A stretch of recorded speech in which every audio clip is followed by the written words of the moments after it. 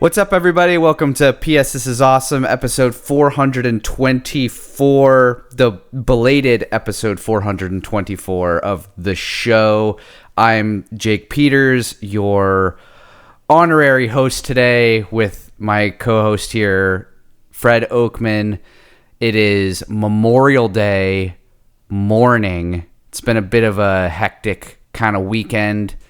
And we're just kind of getting into things. Sorry we missed the show last week. There was just a lot of scheduling conflicts. Didn't work out. I know I put that little thing out there. I think it was like 3 to 5 minute kind of video of just sort of explaining things, and put it up on the Patreons and YouTubes and all that stuff. So hopefully you guys still got that. Even if it was just your feed downloaded and you're like, oh man, the next episode of my favorite podcast is coming in on my RSS feed, and then you fucking listen to it and it's just 3 minutes of me being like, sorry, we couldn't be here this week because I'm a fucking idiot. So anyway, thank you guys for being patient with us. It's an unfortunate reality at the moment that things are just very busy, and sometimes it's difficult to get together. And rather than just doing these random episodes, I know some people, like the occasional solo episode, and we don't mind doing that from time to time, but we don't like it to be the standard. So anyway, you can find us on all of the streaming services, I think, and you can find us on YouTube if you want to listen to the old free feeds. But if you want to get our podcast a little bit early, you want to support us a little bit, you can go to patreon.com/PSThisIsAwesome. You can sign up for our one and only $1 club. It's $1 a month. You get a free sticker, which is pretty rad, and you get the show a couple days early. And so, trying to think, is there anything else I need to talk about? I don't think so. With that out of the way, how you doing, Fred? It's whatever fucking day it is, Memorial Day in the morning. Yeah, Monday. I'm recording this on a Monday. Neither of us are working today, which is kind of nice. Yeah, things are good. I'm going to see a Pirate game on Friday, which I'm excited about. Got some tickets to see the Buccos play the Twins. That'll be nice. Coming off of a string of shows. I saw you, Jake, on Saturday, briefly. And maybe it was Sunday. No, Saturday. Yeah, Saturday, yeah. I did this thing in Westfield, New York, which is like at their performing arts center. They invited me down. It's really kind of interesting because they gave me a, I'm not like super successful in music, but it's always nice when a place is like, here's an Airbnb for you since you're making a drive. And so I got a room for free and hung out in Westfield on Thursday night. Had work off Thursday. Friday, I played in Harmony, PA, at this place called Union Brothers.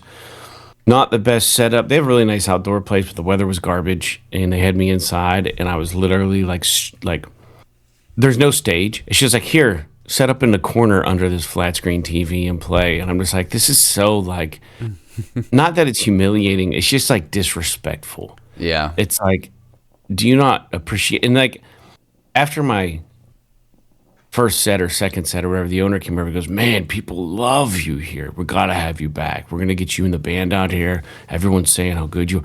I'm like, yeah, thanks. Appreciate it. You know what I mean? It's like, yeah. I don't know.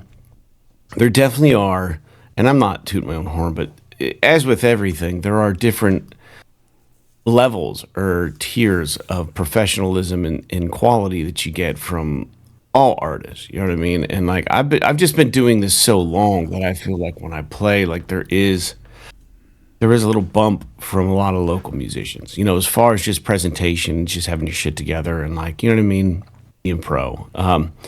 So when I play these places for the first time or whatever, I never know what to expect because I don't really have a conventional voice. It's kind of gravelly. It's pitchy. Like I don't hit like the best notes all the time. I know that. That's just, I'm not like a trained singer or whatever, but it definitely is my sound and it's original, and either people love it or they really don't. It's not for them. You know what I mean? And you never know with these establishments if that's what they're looking for or not. So it turned out well. They want me back, and then Saturday, I played real close to where you and Sarah live, out in Mortals Key. So that was kind of nice.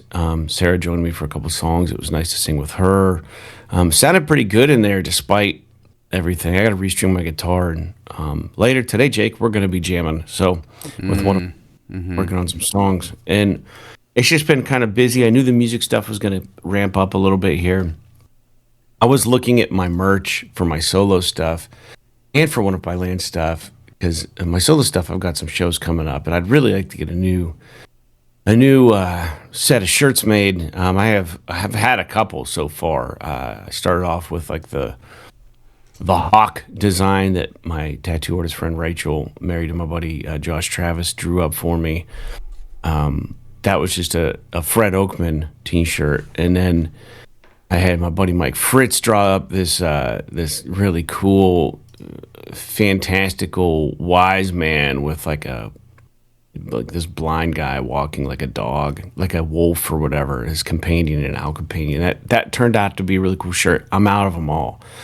So I need to get another design made up, and my buddy Mike is just inundated with life, so he can't do another one, even though his designs are fucking rad.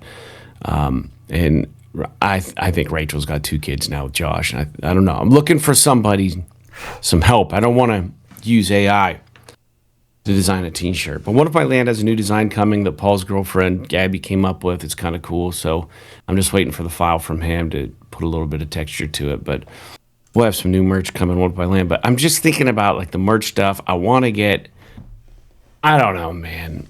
It's like, I don't know. It's kind of weird to do merch, but it's not. I don't sell a lot of merch now, but then again, like, I haven't played shows in like 2 months, so I don't know. We'll see. That's been on my mind, trying to have a professional setup when I go out and play, because I'm down to like the last 3 or 4 Gas Heart records, like the vinyl. I have CDs, but the vinyl's going to be all but gone here pretty soon. So, and then like your merch table looks shittier when you don't have like something professional like set out. It's just a CD like everybody else. So I don't want to splurge though and get them repressed, because I think anyone who really wants the vinyl already bought it. So no sense in doing another one unless something crazy were to happen in my career and got bigger or something. But I do want to do another record. But that's all. I was just thinking about those things. I haven't ridden the motorcycle at all yet. How can you? It's fucking raining every goddamn day, so.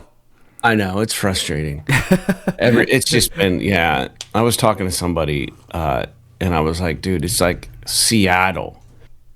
And they're like, yeah, but worse, because we're in rural Pennsylvania. There's nothing to do here, and it's shitty. And I'm like, that's good. So, yeah. It's not as cool as Seattle. Even in Seattle, like, I don't know that it, like, rains. It's a lot of, like, misting and, like, overcast and all of that stuff.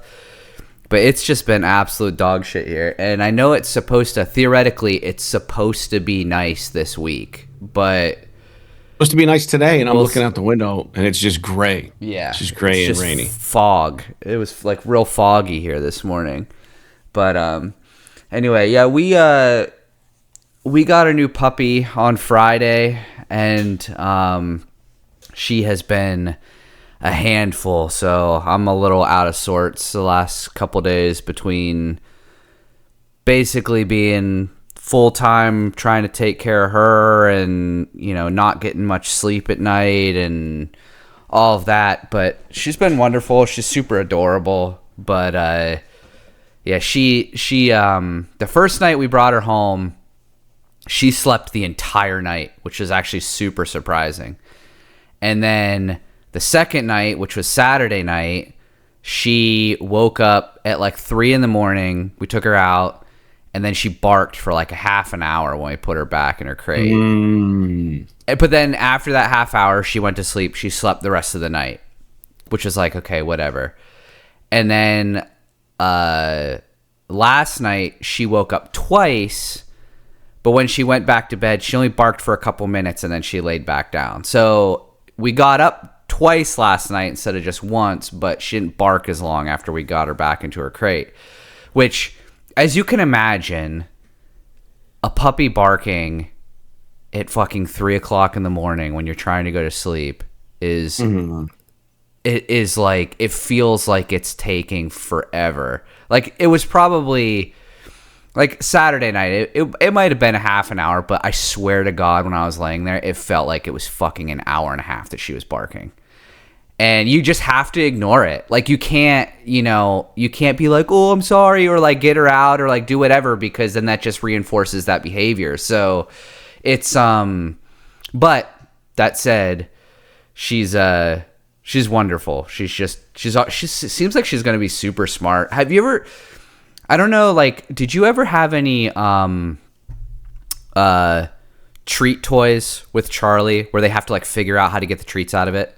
Yeah, they're like puzzles. Yeah, those are cool. So we have one that's like you probably know what a Kong is, right? It's like a Kong, but it's hollow and it's made of plastic and the bottom is weighted, so it acts like a wobble, like one of those things you punch them and then they stand back up.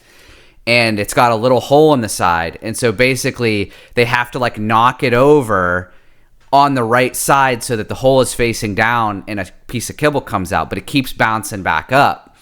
And yesterday, she's already figured this fucking thing out. She's like knocking it over and spilling the fucking food all over the place. My other dog is just standing there waiting for the food to come out and then trying to eat it. And so it's been a pretty good time. Saturday, we were at, obviously, you already mentioned Mortals Key was pretty cool. That was my first time ever being there, which is a shocker because it's 3 miles from my house. And I thought you went and seen people play there. No, Sarah's been there a couple times. I've tried to go there a few times, but anymore, like when I was younger, I didn't really care. Where'd you see that guy that you played hockey with? Over at Stable Winery. Where's that at? That's in it's on the other side of the lake, just south of Andover. So it's a similar, try to get a gig there too. Yeah, it's a little smaller. It's not like as big, but it's a little more set up for like a singer-songwriter kind of thing. Very similar to what you were doing. I don't know that it's not going to be as loud as it was last night, or not last night, Saturday night.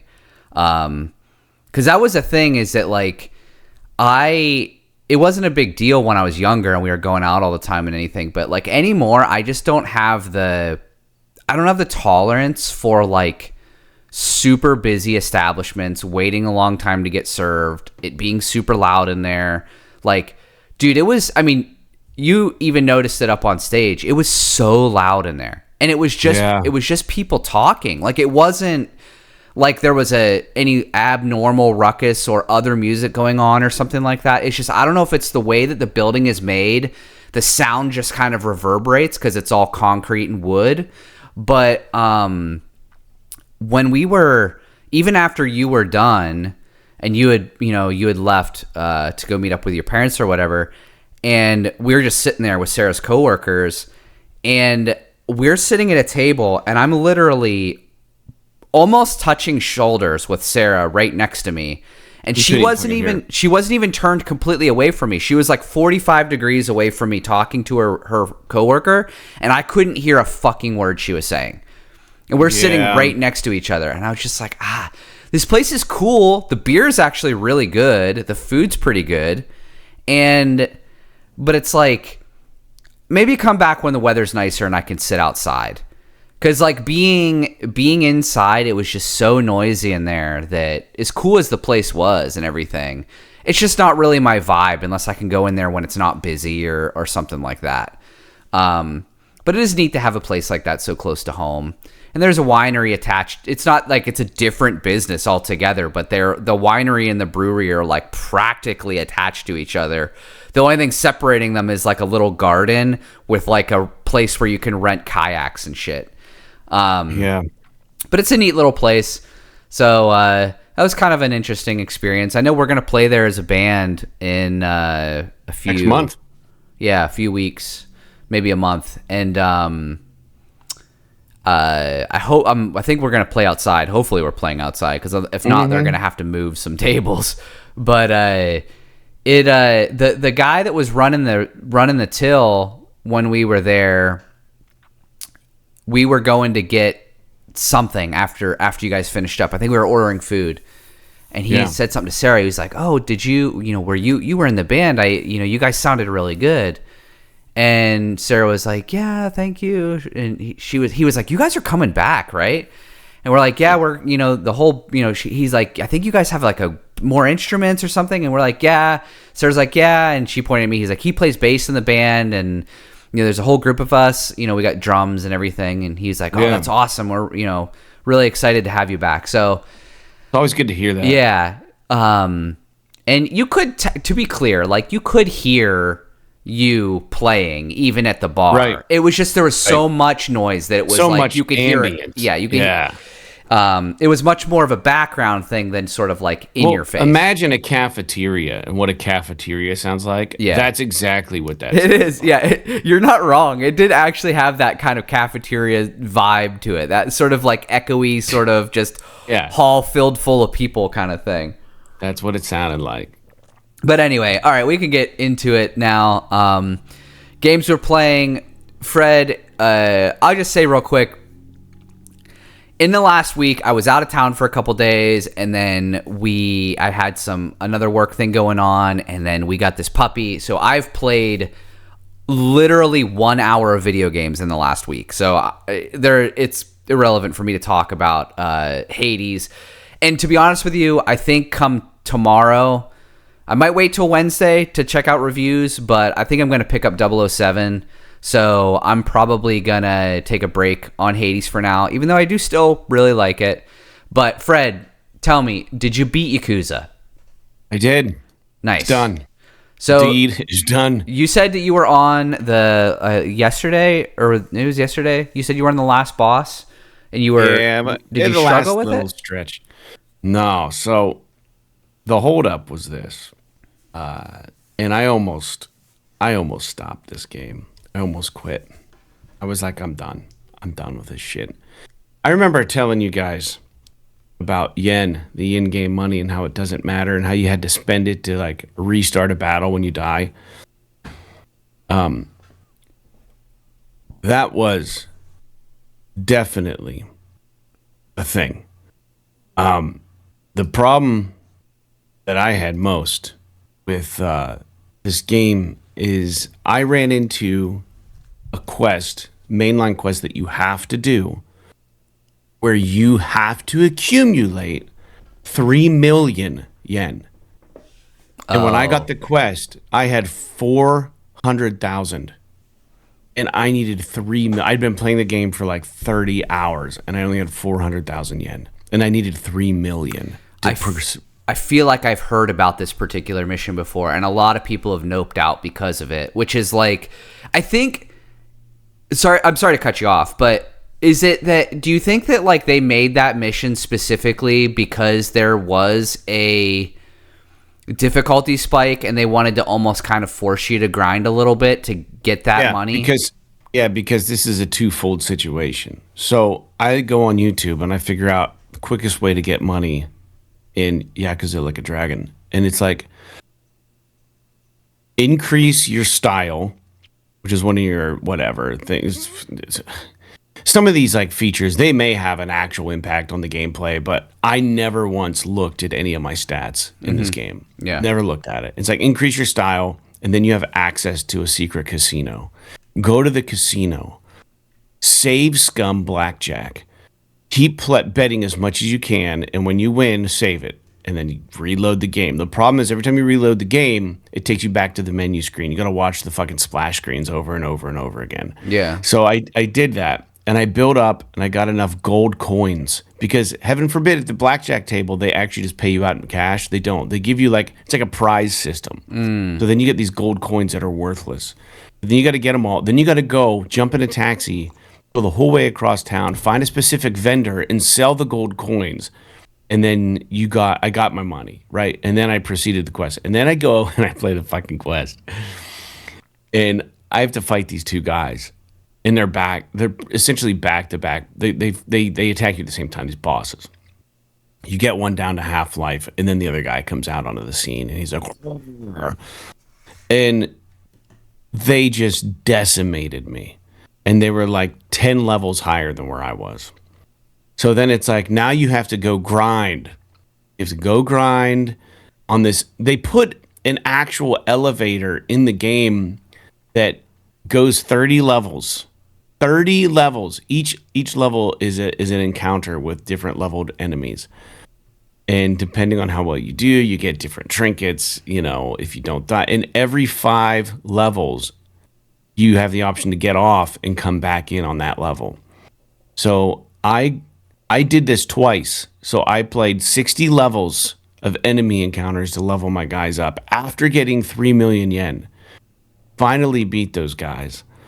And then I got through this thing and I'm like, we're done. And then nope, the story continued. And then I was just like, okay, well, I guess I'm not done with this game yet. And I just wanted to throw it in the trash. Like, I hate when games overstay their welcome like this.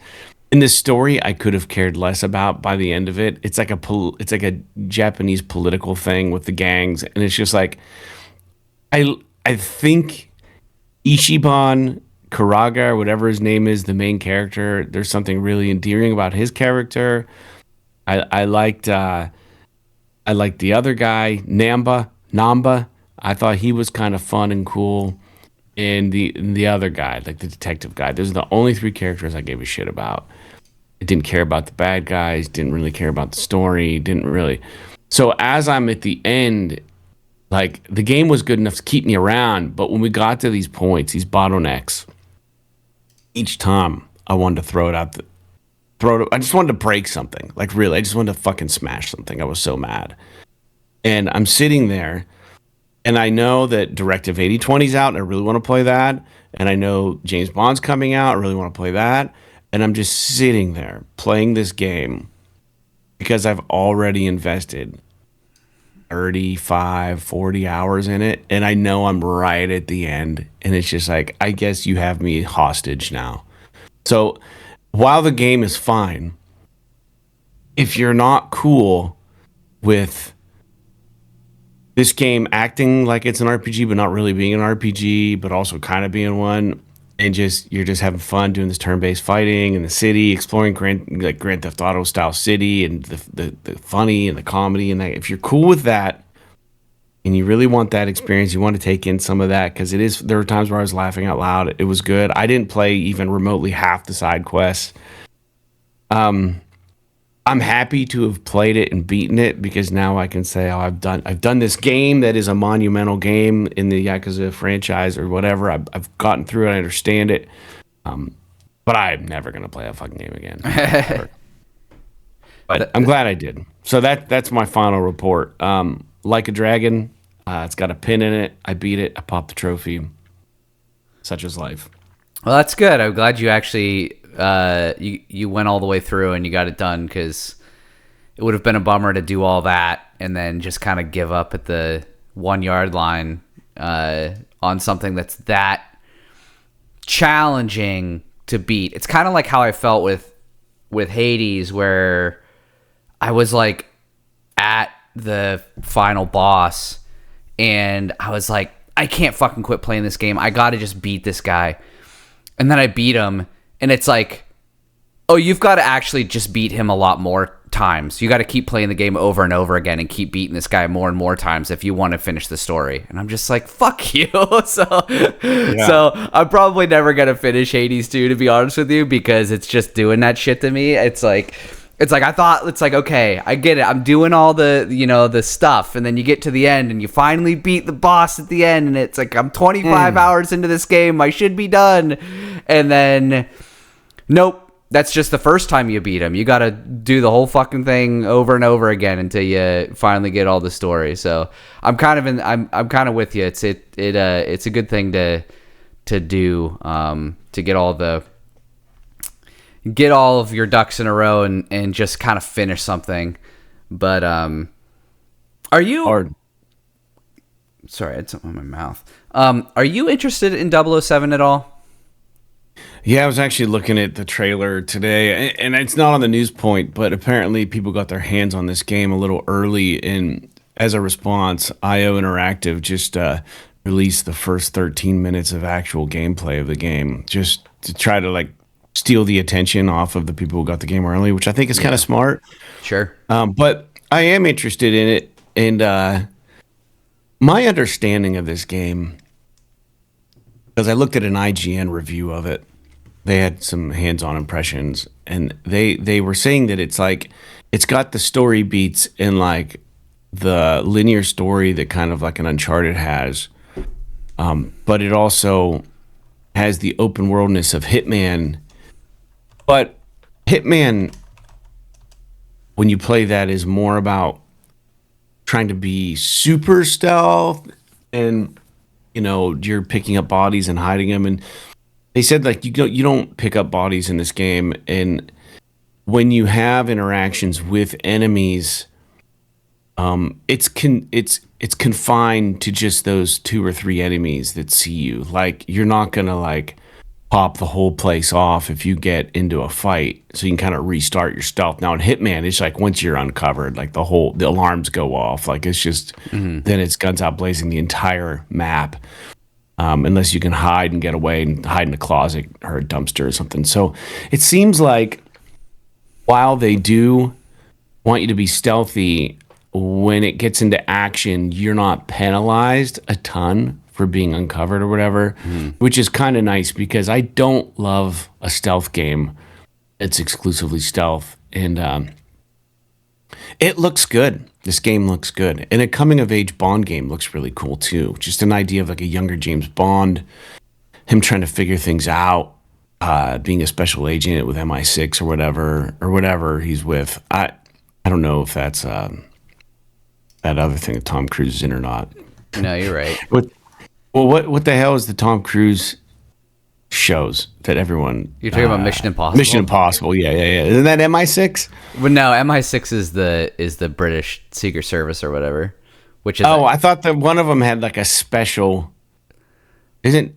I don't know, man. I don't know where James Bond MI6, or is he? Like I think James Bond is MI6. something? James Bond is MI6 is the organization.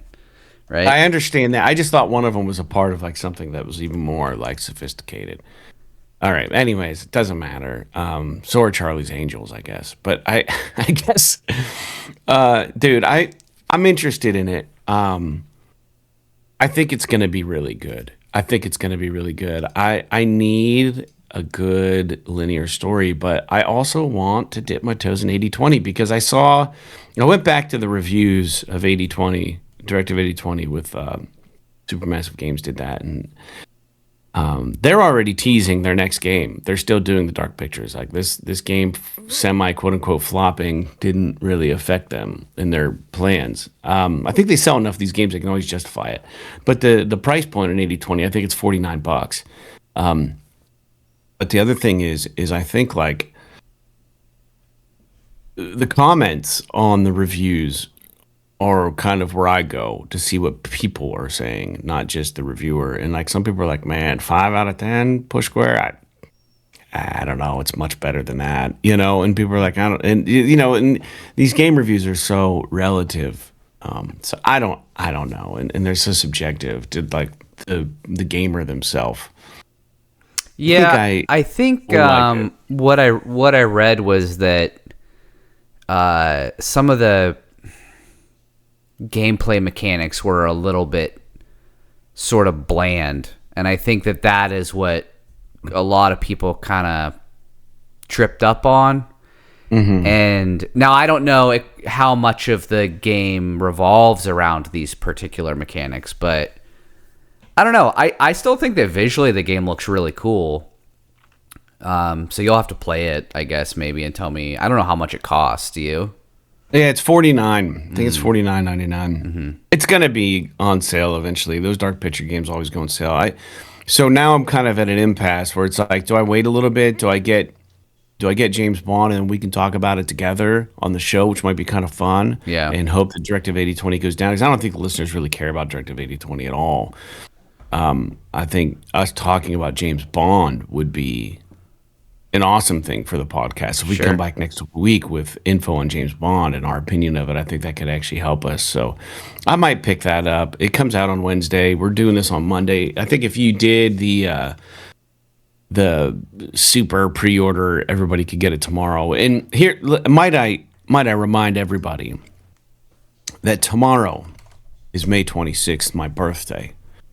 I'll be 45. But do we remember as a birthday gift, I was going to gift myself as of last year what I said I couldn't wait for my birthday for. No, I don't remember Because that at all. Grand Theft Auto 6 was supposed to come out tomorrow. Oh, that's right. I forgot about that. Yeah. That was the original release date for that game. So instead, we get James Bond, which is still probably a fair trade-off. I think I will have to correct me if I'm wrong. Pre-order and receive. Yeah, if you all you have to do is pre-order the game and you get it early. You don't have to buy this deluxe edition. It doesn't cost extra. No. If you pre-order it, you get the deluxe edition upgrade and 24-hour early access at no additional cost. Maybe I'll do that because I have tomorrow off because it's my birthday. Maybe I'll jump into James Bond tomorrow for fun.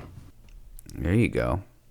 I was kind of thinking about maybe just waiting for reviews, but dude, I was just watching it. I was just scrubbing some trailers. It looks so fucking good.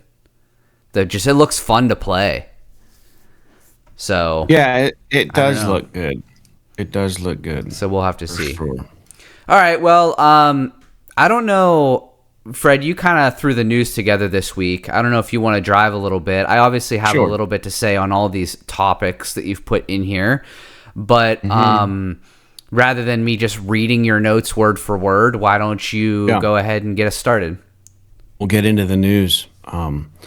So here's the rub. We didn't have an episode last week, so I didn't scrub for news points last week, but I think some of this stuff is interesting. So I just came up with some news points while I was scrubbing through the news yesterday. And so we'll start off. I'm not a Darksiders fan. I'm not, but this is kind of strange. Darksiders got an upgrade for free on Xbox, okay? But PlayStation users have to pay a $10 fee to upgrade their PS4 copy. So the question is, Jake, is this about money, or is it the perception that PlayStation users always get stuck with only a paid option? So Xbox, I think, kind of does have a cleaner online system, and I will get into that with the vulnerability issues right now with PS5. But like Xbox has kind of always had a better, from my understanding, with the way that they do game delivery and stuff. But with upgrades in 2026, I mean, because for instance, I have Tetris Effect, right? And I bought it for VR. Studio goes in. They make it available in VR too. I got to pay $10 to be able to play it on my VR2 headset. I've already bought in the game. Yeah. So are they just milking their customers for an extra $10 for these little upgrades, these nuanced upgrades, or are you actually getting something with the upgrade?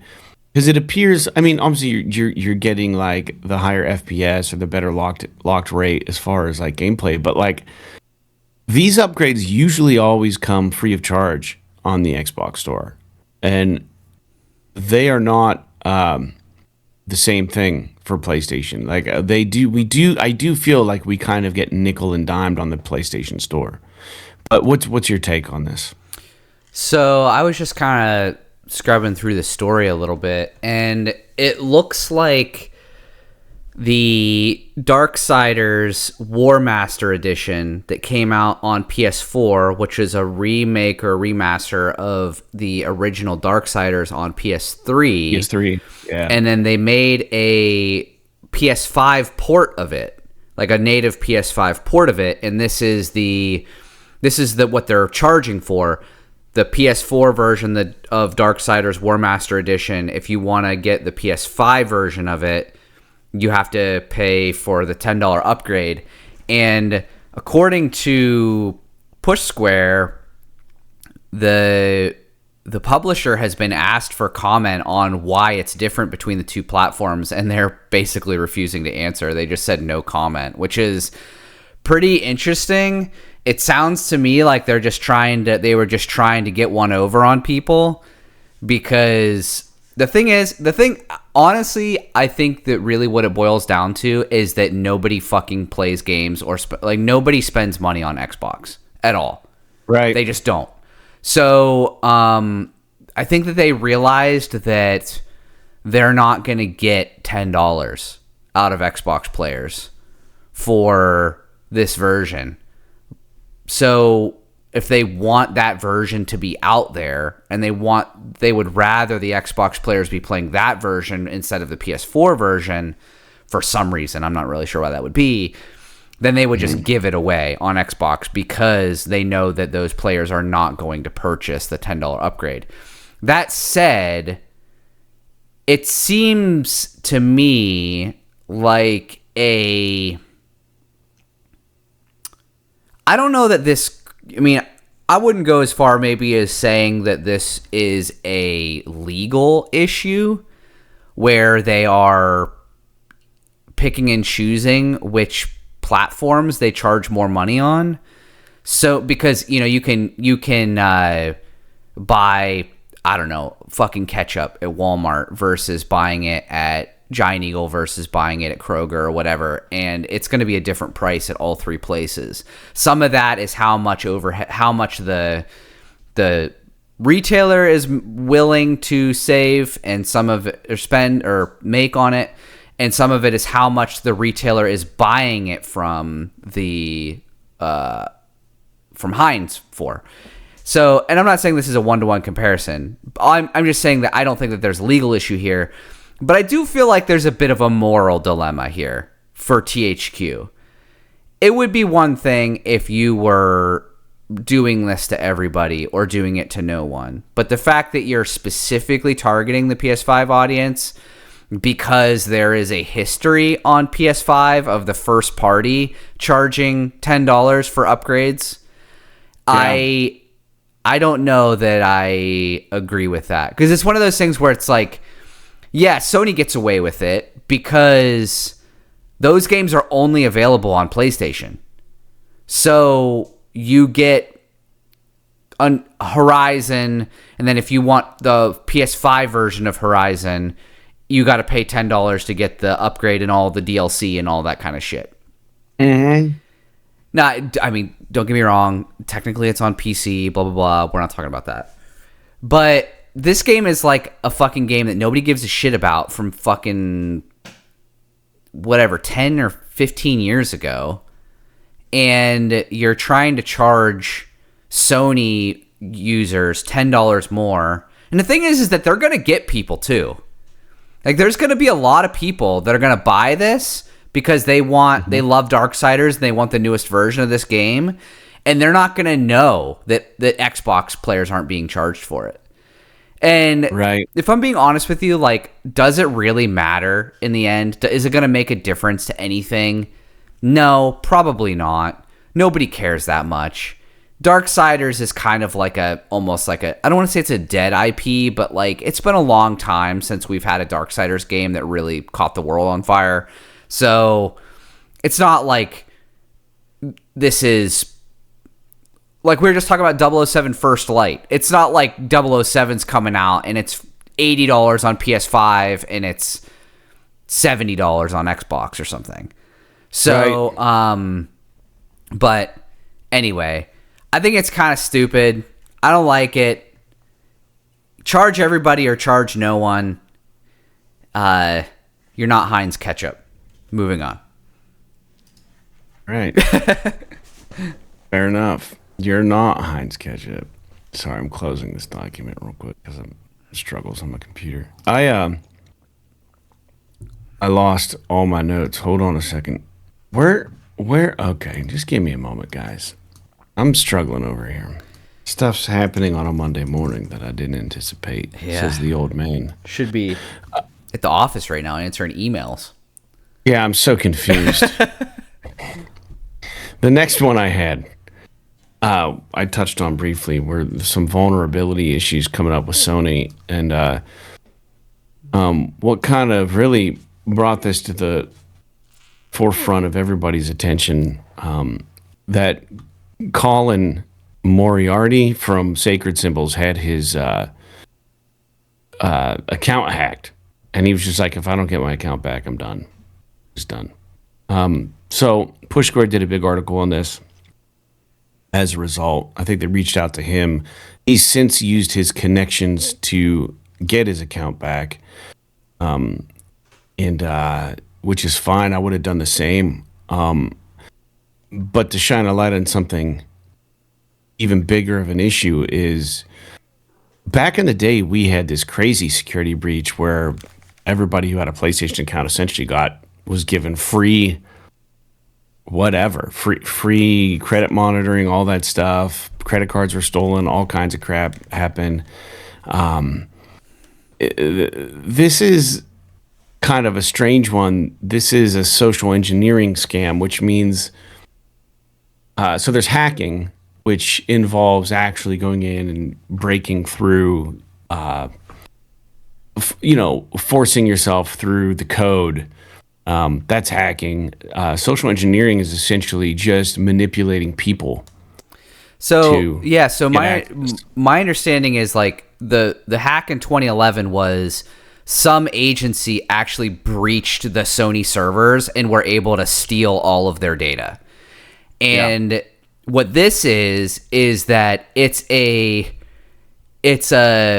problem with Sony's support protocol where a random person with very minimal information can literally call Sony support and just get access to your account, which is fucking crazy. Like, I didn't realize. So I was listening to I actually listened to their podcast yesterday because I was like, what the I wanted to hear the story from the horse's mouth on like what happened. And so I'm like listening to it, and what Colin Moriarty was saying about how his account got hacked and what they found out about how easy it is to get access to somebody else's account is a fucking travesty, man. I cannot believe that that it's this crazy. And I don't know how much you wanted to go into it, but basically, and I don't know, I didn't read the Push Square article specifically, so I don't know what they've kind of reported on, and things might have changed over the past couple days since this has happened. But my understanding is, the long and the short of it is that somebody really just needs to know your email and then like some basic information about your purchasing history, and they can get access to your account. And I think roughly also maybe like when you started your account, right? Yeah, could be something like that. But it's like information you can almost just get in public knowledge, and they will completely disable two-factor authentication. So your password does not matter. Any like discrete personal information doesn't matter. You could just get into somebody's fucking account, and it's like maybe 15 years ago when the PSN was starting, people were like, oh, who cares? It's just some like fucking social account where you like get trophies and whatever. It doesn't matter. It's like Facebook, but it tracks your video game playing. But now people have thousands and thousands and thousands of dollars worth of games tied to their account. And the fact that these people can literally just call Sony, give them a few pieces of information, get access to your account, change everything, lock you out of it, and then sell it to somebody else, and Sony doesn't give a fuck. That is wild. It is so crazy to me. Now, am I worried about this happening to me? I don't know. Not really, I guess. But it could. Somebody could easily do it. And that's really disconcerting. So I'm hoping that like everything that Colin has shined a light on, plus all these outlets that are now reporting on it. Yeah. And I believe, like I was listening to that podcast, and he was saying that they had a couple of members in their community that literally did this. They got permission from like a relative to say, hey, I want to try this to see if I can get into your account through Sony's. You know, they didn't do it maliciously. They like asked permission of a relative or something. And they were able to literally repeat this process where they literally got like some information about when he purchased a game and his email address, which is public information. And Sony, the Sony support people just literally fucking gave him access to his account. Which you gotta do is just dude. When GTA 6 drops, everybody's account is gonna be compromised because everyone's gonna buy that game on day one. So like, exactly. Here's the other thing though. This isn't something that is necessarily specific to Sony. I'll add, because when you have MFA, multi-factor authentication, and you have very sensitive information and data on an account that is locked out, and you are legitimately trying to get back into your account, there's no way to do it short of someone on the other end granting you access. And typically, historically, the way they do this is that they ask you questions. The issue with Sony is that they're not asking enough questions. And they're just like, what's your name? What game did you buy and when?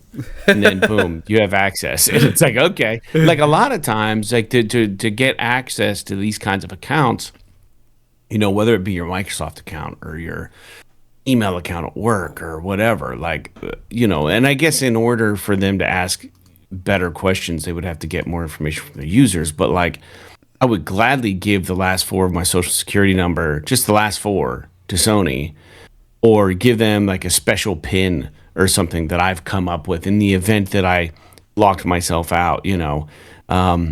Or like, why can't they just be like, well, we have an email address on file for you. We're going to email you a temporary password, which is a lot of times what people do. Yeah. You can go in and use a temporary password. Here it is. It's like, you know, spring 925. And then you go in and they say, okay, you should have the email right now. Can you confirm you received it? And then you can get in your email. Okay, I have it. They're like, okay, well, I stay on the phone with you. I want you to put in spring 25, whatever. It's going to prompt you to enter a new password. And then as soon as you do that, that'll be your password. I don't need to know it. No one else needs to know it. And then it's that easy. So why they don't have something like that? I mean, it seems like they have enough staff for customer service. Like that would be the solution, right? Is instead of maybe still have them ask a million questions, because your email then could be compromised. Somebody could have access to your Gmail account, and then they send the temporary password to Gmail, and some hacker's waiting there. Now it's no longer social engineering, but at least it becomes like a data breach situation. But Sony could do much better with doing like temporary passwords for accounts and stuff, and sending them to verified email addresses on file, especially if you have an MFA set up. They could even text it to whatever you have on your phone or whatever, you know what I mean? Like, yeah, it's crazy. I mean, how many fucking dude, I can't tell you how many places that I've called where they're like, we're going to text you a message to the phone number on file. Tell me the number that came in on the text message. And it's like, dude, if I'm calling my fucking waste disposal company and they're doing this, yeah, you're telling me that Sony, don't get me wrong, it's not the same as a bank where it's like all of your like money and livelihood, but it's kind of like a bank. I mean, you spent all this fucking money. You have all this money in this account. It's in the form of games. It's not in the form of hard cash, but still, right. I mean, they should have a little bit more care into the value of that account to that individual. And the fact that they just do this shit, that they don't care that much about it, is crazy. And yeah, I mean, maybe you could go through channels and eventually you can get your account back. But it's like, what damage has been done by the time you've had that all sorted out? Because the people, I guarantee you, the people that are actually taking the phone calls at the service centers or whatever, they probably don't have the power to like remove a permanent ban on your account that wasn't your fault or anything like that. And so what, you're going to have to wait a month for this to get in some queue to go up to Sony proper or whatever, and not be some random person overseas that's taking your call. I don't know. It's very frustrating because, like, in all honesty, if you were to put a gun to my head and say someone's going to hack your account right now You can either self-destruct your account and it's gone forever, or somebody else takes it. I just be like, fuck it, I don't care. Just blow it away. It's gone forever. I lost all my stuff. I'll just have to start over. It's not that big of a deal. But a lot of people, are really invested. I mean, to be honest, yeah. I'm really invested. I've spent a lot of money on the store, so I'd be really bummed out, but it's not that big of a deal. I mean, I've a lot of those games I'm not necessarily going to go back to, but still, I mean, I think for me, what's frustrating about this is just we need to see how Sony is going to respond to this outcry. My guess is that they're going to pull their normal shit. They're just going to say nothing and continue to say nothing until eventually everybody stops barking. And then they're going to leave it the way that it is. Because they don't want to spend the money to update their system or whatever they have to do so that they can add just a little one more minute fucking layer of security is all that this requires to prevent this from happening. It's like, I get it. You can't stop somebody from literally breaching your... I mean, you can, but like, I'm not going to have a problem with somebody literally hacking Sony, stealing my login information, and getting access to my account that way. That's like whatever. That's like a militant it's breach. Not really right? preventable, right? But the fact that you're like telling your support staff to just give my account away to whoever fucking calls in on the phone, I mean, that's a completely different story. So we'll have to see.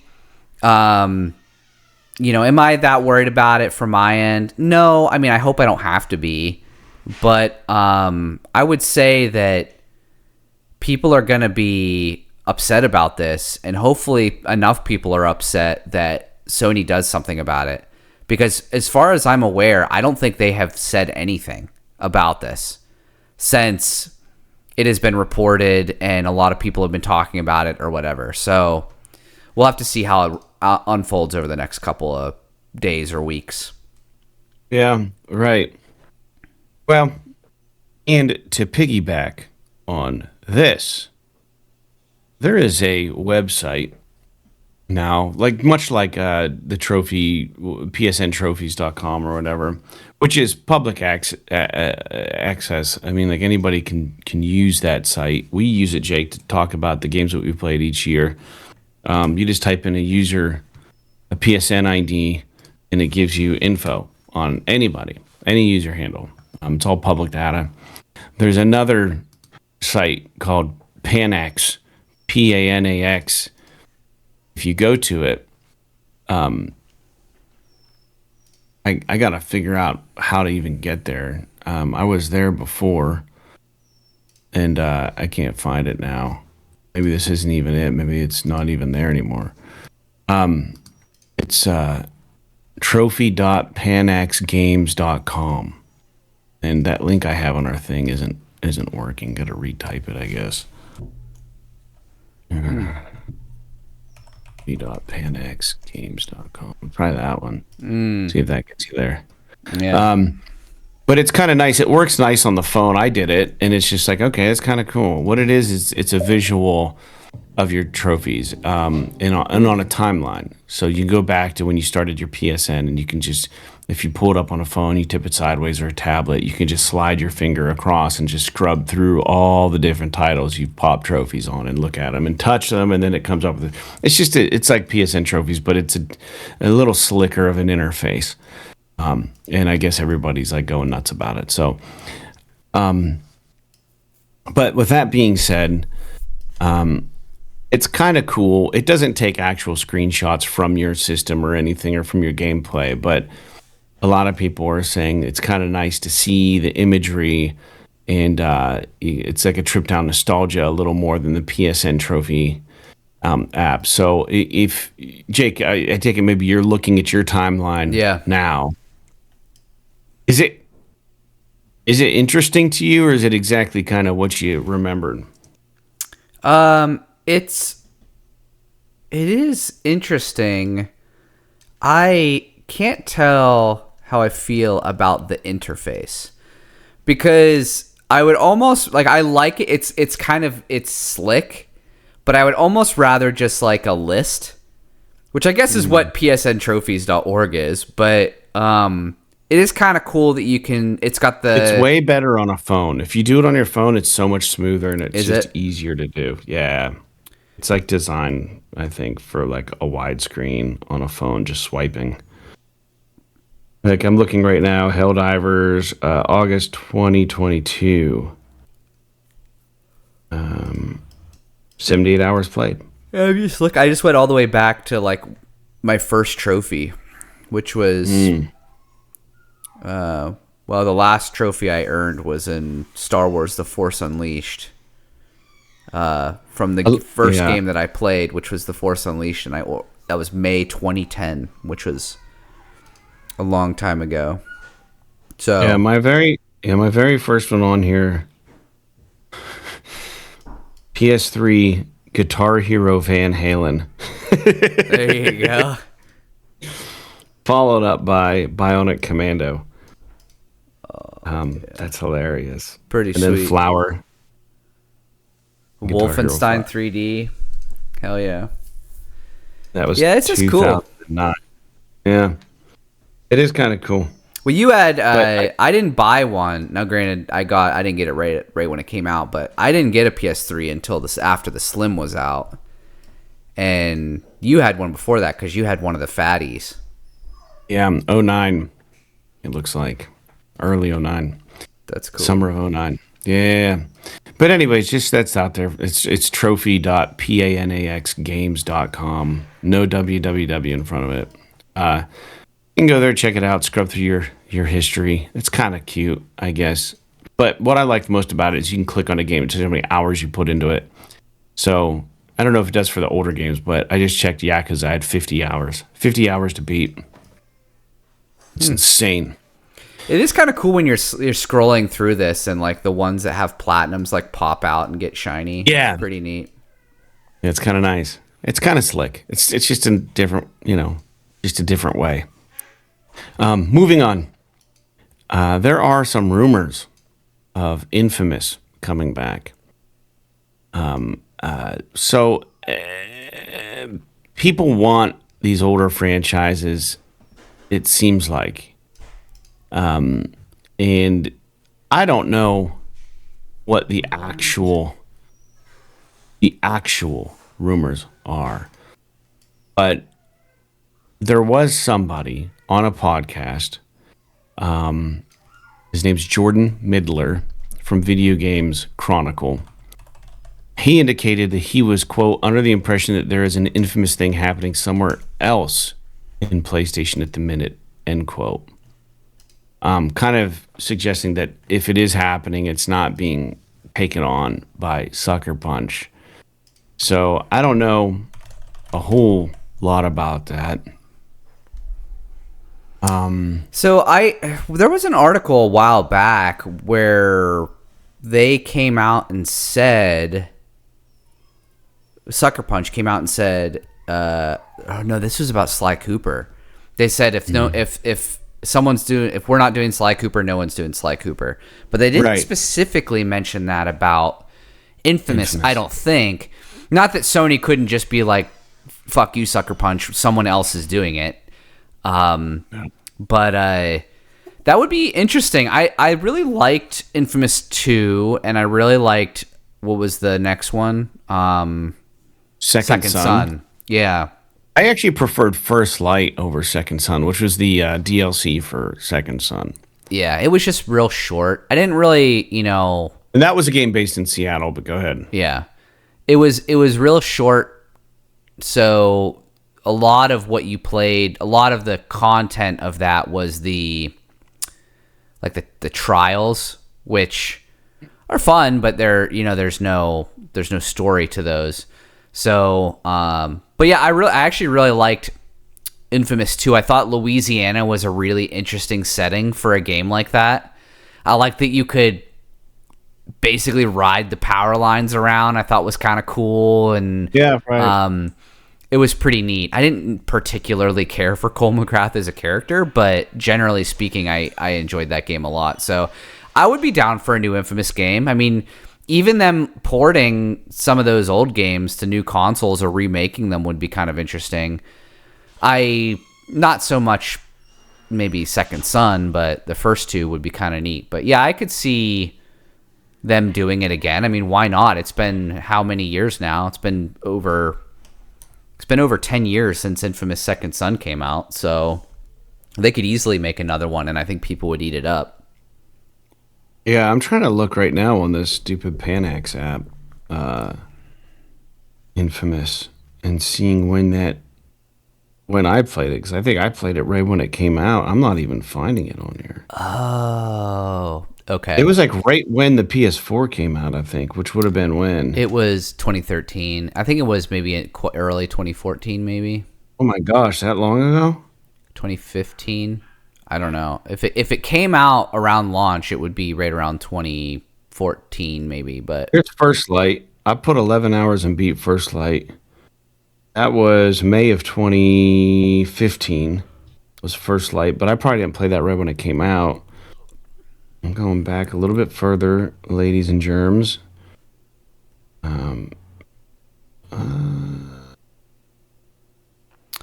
Wow. yeah, this is all pretty interesting because I was on that website. There it is. Go ahead. Platinum date. Doesn't say how many hours, but April of 2014 was Second Son. Yeah. Yeah, I was looking at that website and I found I was like looking at my trophies and I was like, oh, I should have a Last of Us Platinum here or whatever. And I found it and it was like last trophy earned was February of 2014. And I'm like, that makes no fucking sense. Because that game came out in June of 2013. And so one of the things that is kind of nice about PSN profiles that maybe you can do it on that website, but I was like, I got to look at the individual trophies and see when I earned them. So I pulled it up on PSN profiles and turns out they have Left Behind bundled in with it. Okay. So Left Behind, I earned trophies in that in February. Because I was like, that's after the PS4 came out. Why would I be playing my PS3? And anyway, so that was just a little bit of a hiccup there. But I mean, I guess, if Sony were to bring anything back, I don't think Infamous would be the right move. They already have their Spider-Man. They already have Wolverine coming. Yeah. I don't think Infamous is the right one. I think they need a first-person shooter that's going to work. That's not a whatever those games are called, games as a service. I mean, even if they brought back Killzone, I think would be fine. Or Resistance. They probably won't bring back Resistance because it's not popular enough. But I think it'd be cool for them to do something new. I mean, I would love to see a new first-person shooter or something like that. I think Doing something that hasn't been done already is tough. Yeah, I think that they just need to do some new shit. I mean, they've been like resting on their laurels because they don't want to take risks anymore. Because games are so expensive. And so this generation, have we gotten any games that are new IP from Sony? I don't think so. From Sony themselves? I mean, you could argue Saros, but it's basically just Returnal 2. So I'm not gonna dignify that with a counting. So yeah, we got Forspoken. That wasn't a Sony game. Oh, you're right. Forspoken. Yeah, I mean, Sony helped push it, but that wasn't their game. That was Square Enix. So it's true. Hopefully, I mean, obviously we got Intergalactic coming. That'll be kind of an interesting thing. And maybe I am missing something. I very well could be, but yeah, I'd like to see them do something new. See them some outside of the action, third-person action adventure over the shoulder kind of space. Don't get me wrong. At the same time, I'm going to tell you I'd love to get another Uncharted game. But at this point, it's been so freaking long, maybe some of these games like Infamous or Uncharted or even, we just mentioned Sly Cooper or Jak and Daxter or something. they might almost feel like a new IP because it's been so long since they've come out. And most of the people playing right now maybe have never played those games before. So I'm not sure. But Infamous returning would be kind of neat. I am not sure. I would like to see if they're going to do it, have them do like a new Infamous game. But like you said, I mean, why would they do an unknown superhero game when they've got two superhero games that are well known because the characters are really popular? So you've got, if you're going to do that, you got to keep your expectations in check and know that this game is not going to perform as well as a Spider-Man or whatever. Who did Concord? Sony did that.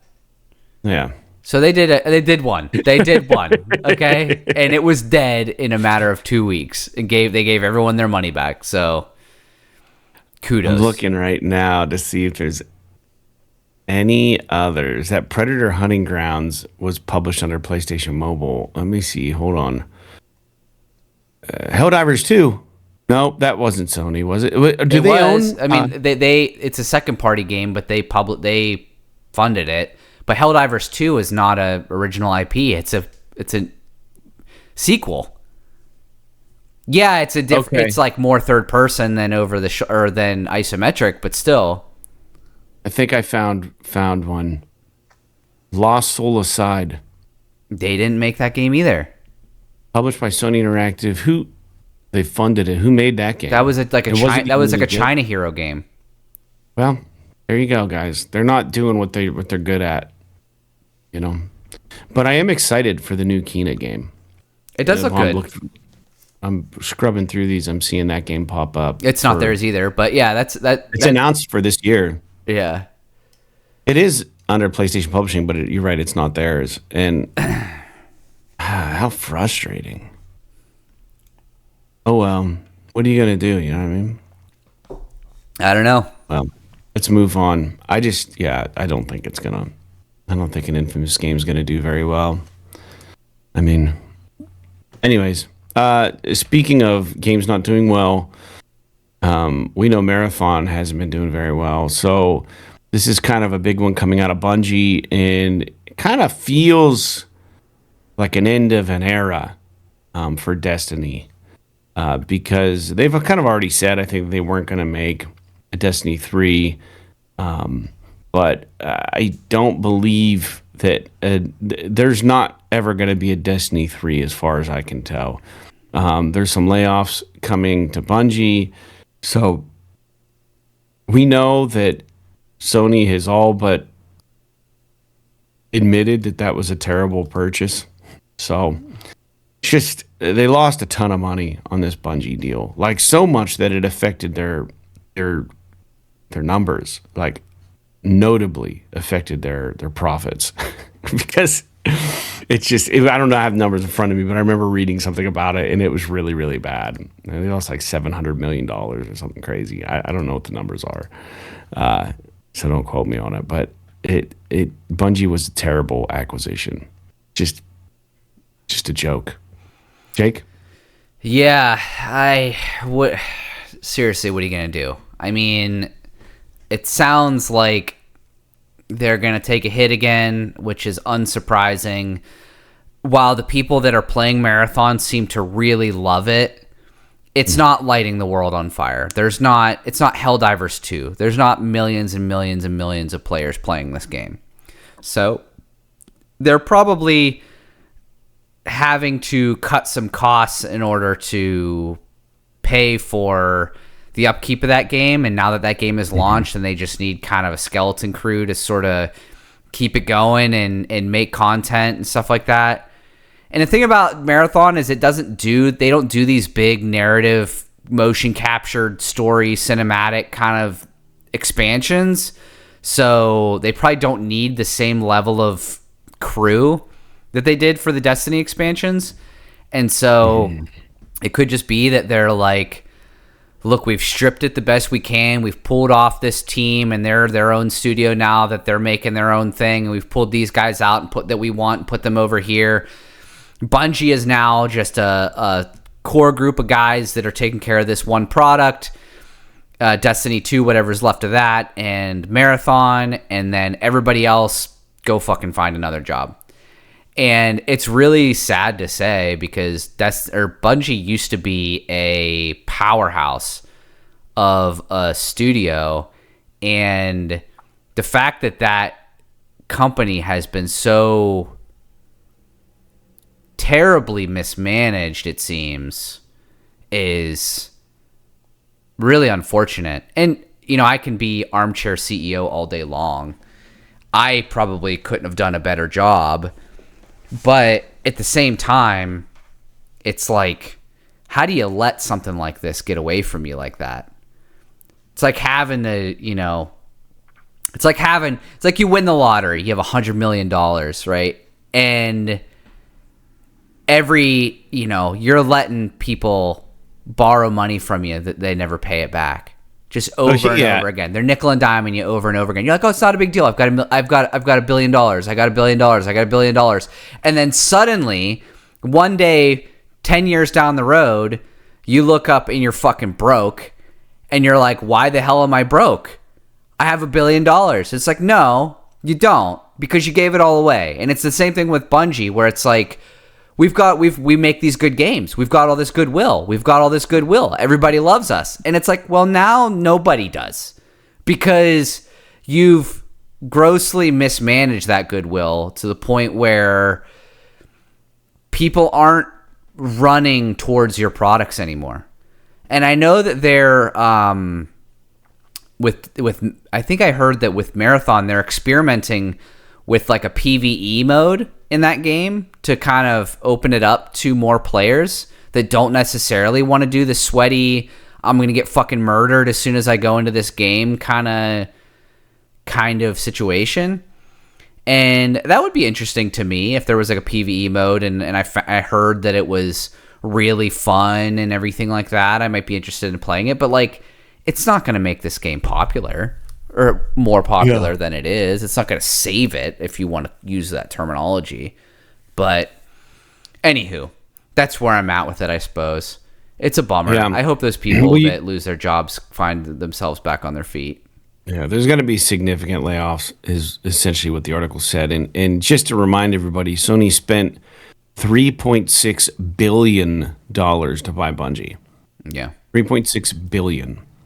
It's fucking unbelievable, man. It's so much money. Like, just think about what a billion is, and there's 3.6 of them. Yeah, 3.6 billion for Bungie. Dude, that's just crazy. Those fucking guys that sold that are just on a freaking yacht somewhere, soaking up the sunshine. Could you imagine? I can't even imagine. Must be so fucking here's the nice. Here's the other thing. So they're going to lay off all these people who apparently have a good, presumably, lineage or pedigree for working on games as a service. Why don't they just shoehorn them into getting factions off the ground and just supporting that game? Like, because everybody wanted that game. Like, and from what we hear, that game was awesome. So why don't you just, instead of just firing these people, put them towards a project that you know there's interest in and people would want.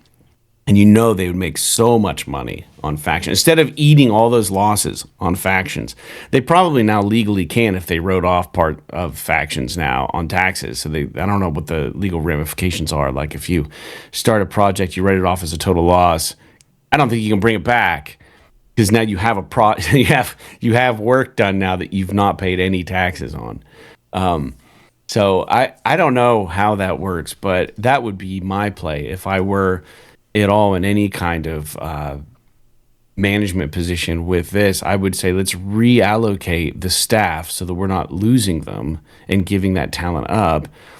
Let's shoehorn them into Naughty Dog and give them a whole new live service branch and have them just get this factions thing off the ground. And because apparently everybody really thought it was something special. So I don't know. Well, probably. I think part of the thing with that example specifically is that Bungie or Naughty Dog probably doesn't want to let anyone else work on that title.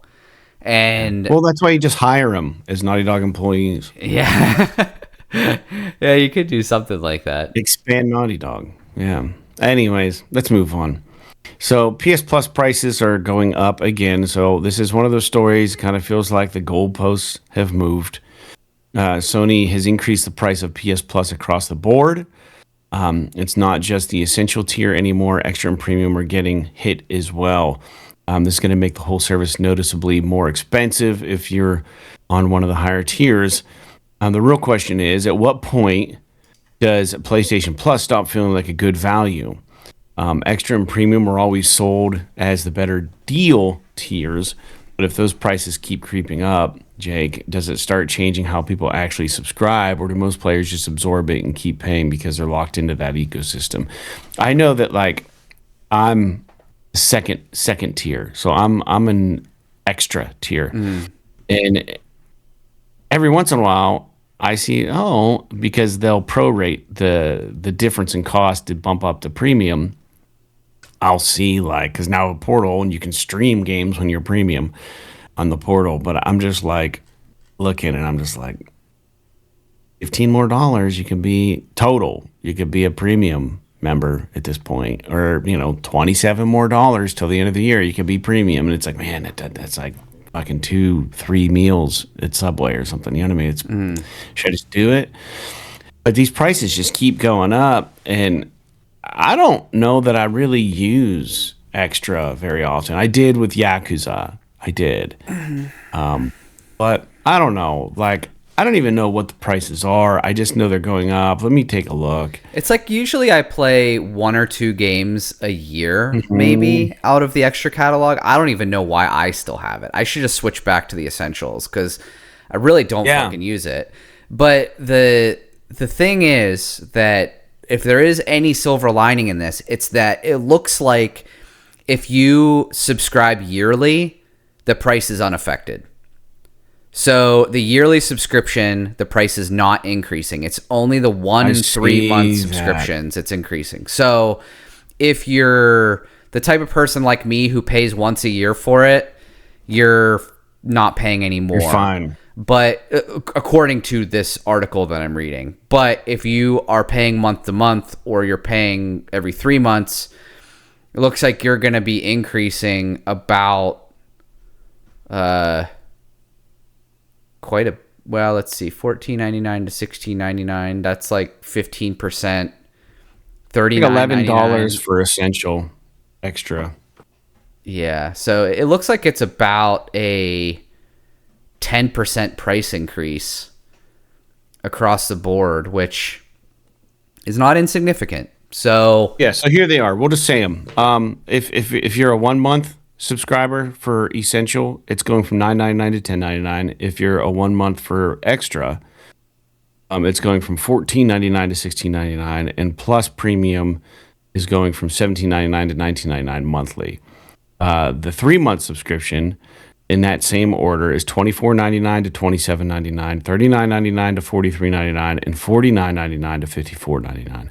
So it is. It's like it's death by 1,000 cuts, man. That's this world. Like just like you're saying, you could have $1 billion, and then you're slowly paying more taxes on this. You got your Netflix fee goes up. Your blah blah blah goes up. You don't put a tourniquet on any of this stuff. And then as a human and as a consumer who maybe doesn't have $1 billion to waste, and you're on a fixed income or on a salary income. And it's like, wow, I'm not earning any more at work, but yet now I'm giving Sony an extra $4 every 3 months. Does it matter? Probably not. But it adds up. When does it stop? It could matter. So, yeah, I mean, reporting on that. Just think about how many freaking subscriptions you have. I'm sure at some point it's going to start mattering. So, it always matters, man. Yeah, I know. I mean that won't even get you a gallon of gas anymore, but it might get you a donut. Yeah, I'm dreading driving back there just to practice because of the gas. I just filled my tank. It was like $71. I'm like, this is fucking getting insane. Yeah, I barely make that much to play a gig. All right, so Sony State of Play. We have a State of Play locked in June 2nd. It's happening, folks. We're getting another one. every time one of these gets announced, it's like, okay, this is going to be huge. It's going to be a big one. But they're saying 60 minutes of PlayStation 5 updates, announcements, and gameplay reviews. The headline is obviously Wolverine, which is Insomniac's latest endeavor. They're showing a deeper look at this game. We did get to see some really violent graphic stuff at the last whenever they showed this game, but we're going to get combat gameplay, new details on the Wolverine game. They've been really quiet about this game, so it's kind of a big deal. People kind of are curious to see more. So the big question is this going to be the moment that kind of spearheads Wolverine into the next big PlayStation conversation? Or are we going to still be in that? There's a lot of hype, but we haven't really seen enough stage. We don't know if the game's going to be good. So in Beyond Wolverine, it feels like Sony's trying to set the tone for the rest of 2026. So, what else has to show up in this state of play for it to actually feel like a win for Sony? And I think that if they knock out Wolverine and Insomniac just absolutely slays this thing and it's great, that's going to be a win in and of itself, because Sony needs an IP like this. They need to have something. The story. I hope that they touch on story a bit. I hope we see that this game looks like it's going to be rad. Yeah. Maybe we get a teaser for maybe a Punisher shows up, which is my thing. We're not going to see that on a state of play, but we really do need something like this. Another thing that's interesting about this state of play is that Sony have selected Alamo Drafthouse movie theaters across the U.S. to host a special live watching party. Tickets are free, and if you live in Raleigh, L.A., the Bay Area, in San Francisco, Chicago, Dallas, Fort Worth, or New York City, you have an opportunity to get a free ticket to go to a studio and be part of a viewing party with other Sony fans, which would kind of fun, I think. But unfortunately, Jake, we don't live anywhere close to any of this. But the hype does seem to be pretty legit for this. And I am excited to see what they come up with. What else we see? Do we get any more? There's no way they're going to... If they throw in Heretic Prophet in here at all, like even just a smidge of something, that would be awesome. Or what if they throw in like a teaser for like Uncharted, like a remake, or like they give us a taste of the infamous thing that maybe is bubbling up right now? Is it possible that we're going to get anything else significant on this, or is it just going to be all Wolverine? It's hard to say. I would hope that they would show more than the just Wolverine, because it is going to be an hour long. I don't know that I need an hour long state of play about Wolverine, if that makes any sense. Like, I don't want to see that much of it. I would rather just have the God, fucking my brain just imploded. I would rather just have more and more games announced than have a bunch of Wolverine. So I want to see Wolverine. I want to see what's going on, but I would like it if they did like maybe 20 minutes of Wolverine, and then the other 40 minutes it was like a bunch of different stuff, whether it's updates on games we're waiting for, or if it's maybe some new announcements would be kind of cool. But yeah, I obviously we don't know for sure how it's going to play out, but my hope is that it's going to be a little more than just Wolverine. And the fact that they're doing like this thing where they're having people go to movie theaters, I think it's cool. Like, it almost is like, how can we give you that E3 kind of vibe again, like showcase vibe again, without having to actually do an E3 showcase? It's like, well, we could just rent out a couple of movie theaters and just pay for everybody to go and watch it. And if you're there, it's kind of exclusive and interesting, and you could talk about it online and stuff. And but I would hope that because they're doing that, it means that the content is going to be a little more special than just the only thing special is fucking Wolverine. I mean, that doesn't seem hardly worth doing that whole thing. So, but Who knows? Maybe I'm wrong. Yeah, I don't know. I don't know either. But I don't know what else they're going to show.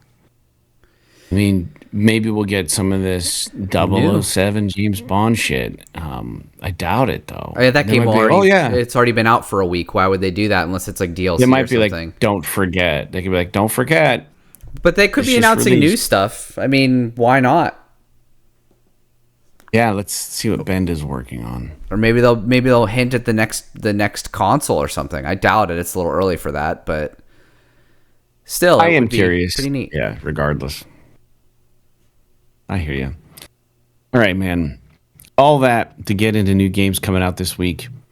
And there is a buttload of games here. So I'm just going to go through them. Just know that they're this week. I'm not going to tell you the exact dates, but if you're interested in some of these, and I do see a couple in here that aren't James Bond that look kind of nice. So Realm of Ink, World of Tanks Heat, Yerba Buena, 007 First Light, Nitro City Racing, Poppy Playtime Chapter 5, Virtual Hunter, Amanda the Adventurer 3, Blueberry, Bluey's Quest for the Golden Pen, Forensic ME Protocol, Necrophosis Full Consciousness, Nickelodeon Extreme Tennis Next, One Move Away, Story of Seasons Grand Bazaar, Mina the Hollower, Wow.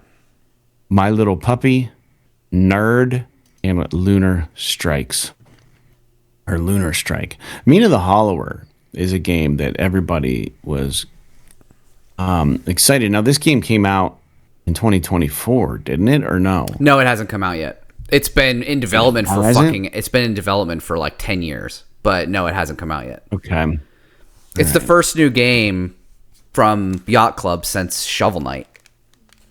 Is it kind of like a Zelda-looking game? Yeah. It's kind of like a Game Boy Color Zelda kind of style game.